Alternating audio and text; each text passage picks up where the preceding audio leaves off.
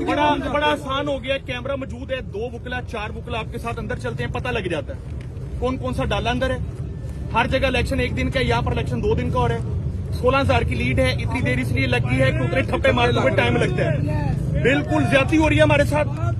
यहाँ पर तय कर लिया गया अलीम खान को जिताना, जबकि अली एजाज भुट्टर आवाम की आवाज खान की वजह से यहाँ से जीत चुके हैं अल्हम्दुलिल्लाह। डीएसपी साहब मौके पर मौजूद हैं।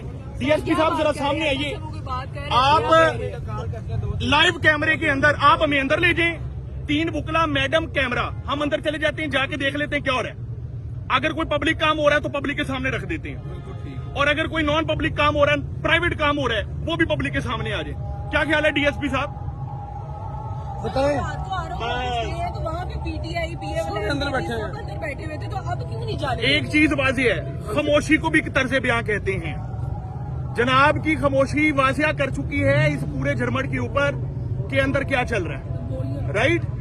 तो अल्लाह के हुक्म से यहाँ पर सेक्रेटरी साहब आए हैं, हम अभी तो यहाँ से चले जाएंगे। कल इंशाल्लाह हम सारी कानूनी कार्रवाइयां करेंगे, क्योंकि असल कार्य सरकार में मुदाखलत यहाँ पे हो रही है। कार्य सरकार ये कहता है कि हमें अंदर जाने की इजाजत है, मुदाखलत ये कर रहे हैं, वर्दियां पहन के वर्दी वालों को रोक रहे हैं, और अंदर कौन से वर्दी वाले हैं ये पूरी कौम को पता लग चुका है। जज़ाकल्लाह जी। तो ये मौकफ आपके सामने है। इनका कहना यह है कि असूली तौर पर हर कैंडिडेट का अंदर होना लाजमी होता है, लेकिन यहाँ पे इनको बाहर रोका गया है। 5 घंटे से ये लोग यहाँ पे खड़े हुए हैं।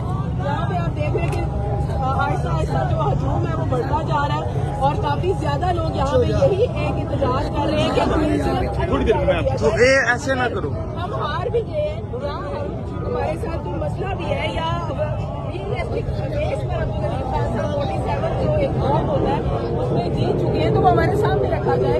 जीत और हार का जो फैसला है वो किसी बेस पर किया जाए, ना कि बाहर करा दिया है कि वो